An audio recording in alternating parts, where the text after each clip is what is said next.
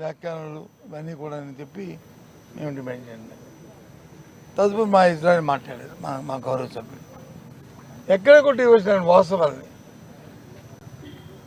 వాస్తవాన్ని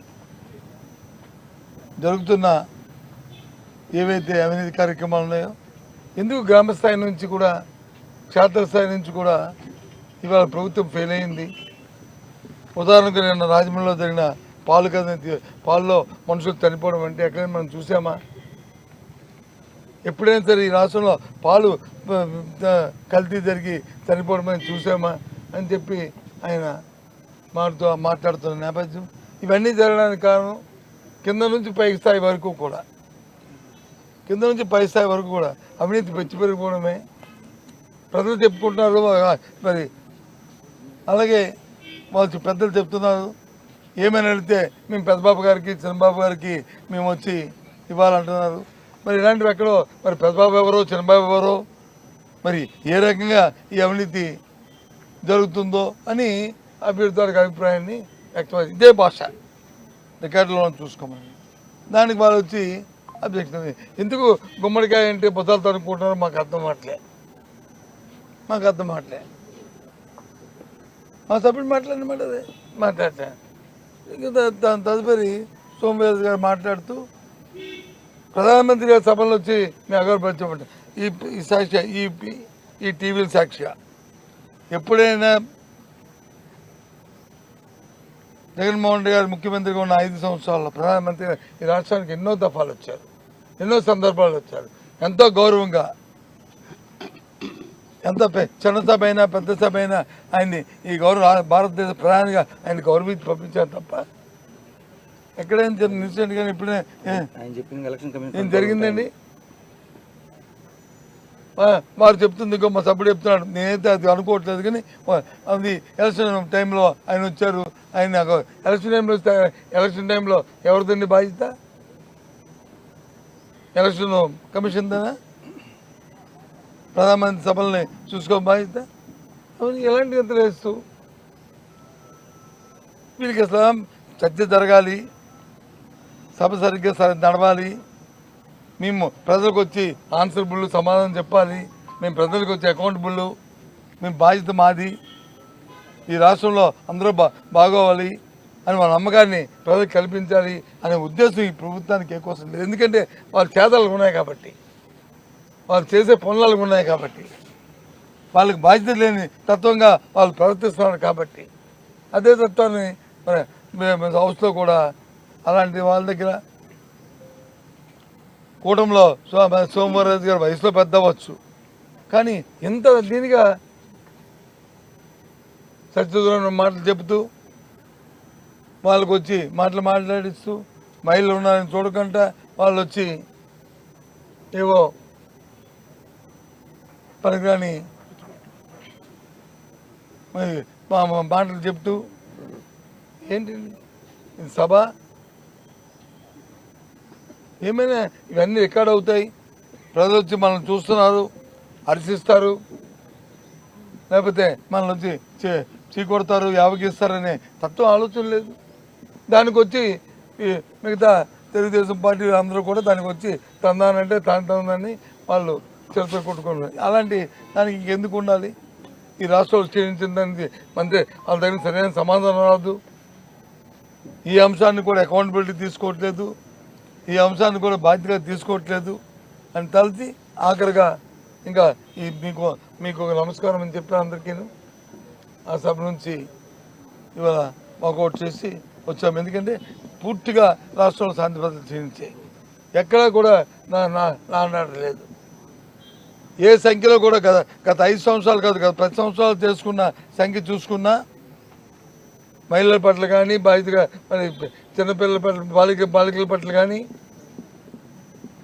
లేదు హత్యలు కానీ, లేదు మానభంగాలు కానీ, ఇవన్నీ కూడా రాష్ట్రంలో పెరిగిపోయి కాబట్టి దానికి నిరసనగా మేము ఇవాళ వాకౌట్ చేసి బయటకు వచ్చి మీతో మరి ఈ విషయాన్ని ప్రజలతో షేర్ చేసుకోవడానికి మేము ముందుకు వచ్చామనే విషయాన్ని తెలియజేస్తున్నాం. ఎవరు 2 గంటల అవగానే ఎందుకు వెళ్తారండి? 2 ఇవంతే టైము. 2:30 అయిందా?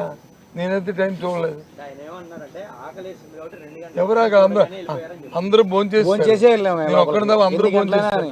అందరూ భోజనం చేస్తారు. అందరూ భోజనం చేస్తారు. ఆయన మాట్లాడతాడు.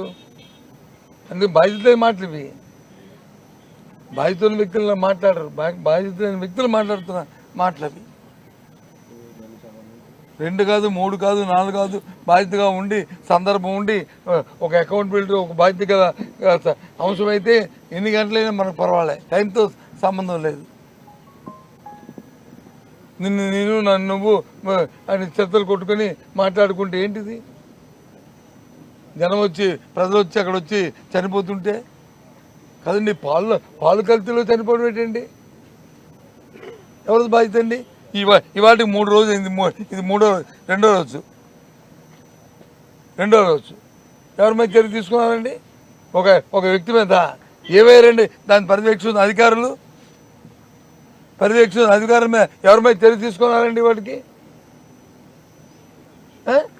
ఎవరో ఒకటి పాలు సప్లై చేసిన వాడు ఒకరితోనే అది సమస్య ఎందుకైతే జరిగింది అంటే మీ నిర్లక్ష్యం, మీ మానిటరింగ్ లేకపోవడం, మీ పర్యవేక్షణ లేకపోవడం, ఈ ప్రభుత్వం అంటే భయం లేకపోవడం. పర్వాలేదు నేను అది కల్పించుకొని ఇచ్చేసి ఆ లోకల్గా ఉన్న స్థానికంగా ఉన్న నాయకులకు వచ్చి ఇంత ముట్ట చెప్తే చాలు, వాళ్ళు ఎవడు ప్రాణం పోయినా పర్వాలేదు అనే తత్వం వల్ల కదండి చనిపోయేది. మళ్ళీ ఏం మాట్లాడతారండి వాళ్ళు?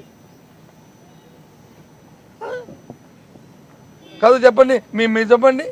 అది వాళ్ళ ఇంట్లో తగ్గితే పాల్లో మీ ఇంట్లో తగ్గితే మన అందరం కూడా ఇంటికి ఉదయాన్నే పాలని అందరూ వాడతారు. ఈ రాష్ట్రంలో మనకు అలవాటు అది, మన ఆచారం, మన ఉదయం నుంచి. అలాంటి పాలలో కల్తీ జరిగితే 5 చనిపోతే నేను 4, ఇవాళ పేపర్ తీస్తే 5. ఇంకా రేపు ఇంకా ఏమవుద్దో భగవంతుడు అవకు జరగకూడదని ఆ దేవుణ్ణి కోరుతున్నాను. జరిగితే ఎవరి మీద చర్య తీసుకున్నారండి మీరు? ముఖ్యమంత్రి గారు వచ్చి ఆర్డర్ చేశారు. ఏమని ఎవరిని ఉపేక్షించారు? ఏంటి ఉపేక్షించడం? అసలు నీ దగ్గర కింద శాస్త్రస్థాయి నుంచి ఎందుకు జరిగింది అంశం మీద అసలు పెడితే అప్పుడు చర్య తీసుకోవద్దు. లేదు కదా. ఎవరో ఒక అతన్ని సప్లై అన్నో లేకపోతే అవి చేసినా ఆ ఒక్కరిని తీసుకొస్తే అయిపోయిందా? అది ఎప్పటి నుంచి ఒకరోజు కాదు కదా ఆ కల్తీ చేస్తుంది. ఈ ఒక్కరోజు కాదు కదా అవి చేసింది కదా. కొన్నాళ్ళ బట్టి జరుగుతుంది కదా, కొన్ని నెలల బట్టి జరుగుతుంది కదా. మరి ఎందుకు మీరు అతని చర్య తీసుకోవట్లేదు? ఎందుకు ఆ ప్రాంతంలో అధికారులు ఏం చేస్తున్నారు? అది నా ప్రశ్న. అంటే ప్రభుత్వం అంటే భయం ఉండాలి. అమ్మమ్మో ఏమైనా తప్పు చేస్తే జరిగితే ఉపేక్షించని, అంతేగాని అది లేకుండా ఏదో లేని పని మాటలు చెప్తే కాదు. కాబట్టి పూర్తిగా ఈ రాష్ట్రంలో శాంతి భద్రతలు క్షీణించాయి. అసలు ఎక్కడ కూడా లా అండ్ ఆర్డర్ లేదు. లా అయితే భారత రాజ్యాంగంలో బాబాసాహెబ్ అంబేద్కర్ పెట్టారు, కానీ మా ఆర్డర్ లేదు ఇక్కడ. మా భరత్ చెప్పినట్టు, అలాగే మా ఇజ్రాయల్ చెప్పినట్టు. కాబట్టి మేము దాని నిరసనగా ఇవాళ సభ నుంచి వాకౌట్ చేస్తాం. పోలీసులు దేశంలో అట్టడుగు ర్యాంకింగ్ లో ఉన్నారు మీరు చెప్తారు. సభలో హోంమంత్రి మాత్రం చాలా రాష్ట్రాలు మన పోలీసులను ఆదర్శంగా తీసుకుంటారు. అవునా కదా. ఒక పని చేయండి, మీ టీవీలో కంపెనీ స్టేట్మెంట్ చేయండి. పోలీస్ వెబ్సైట్ ఓపెన్ చేసి చూడండి. పోలీస్ వెబ్సైట్ ఓపెన్ చేయండి. వెబ్సైట్ ఓపెన్ చేయండి. దేశంలో పోలీస్ వెబ్సైట్ వాళ్ళ తాలూకా ఇచ్చిన వివరాలు చూడండి. దాన్ని బట్టి మేము చెప్పిన తప్పు అయితే రేపు సత్యబాబు గారు, ఎల్ఓపి గారు, వాళ్ళ తాలూకా సభ్యులు అందరూ వచ్చి ఈ రకంగా చెప్పారు, ఇది కరెక్ట్ కాదు, మీకు ఇదేం చెప్పింది మీరు చెప్పండి. అప్పుడు మమ్మల్ని మళ్ళీ మేము చెప్తాం. సిగ్గుపోయి నవ్విపోతారండి ఈ మాటలు చెప్పడానికి. అప్పుడు ఎవరు అనుకుంటున్నారండి?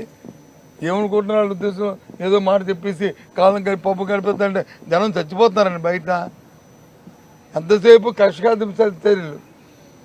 ఏ వైసీపీ నాయకుని కానీ ఏ నాయకుని కానీ అవమానపరచాలి, లేదు అతను ఇబ్బంది పెట్టాలి, లేదు వాళ్ళ మీద లేనిపోయి కక్షలు పెట్టి వాళ్ళు జైల్లో పెట్టాలని తప్ప ప్రభుత్వం గాలి కొలిసింది పరిపాలన.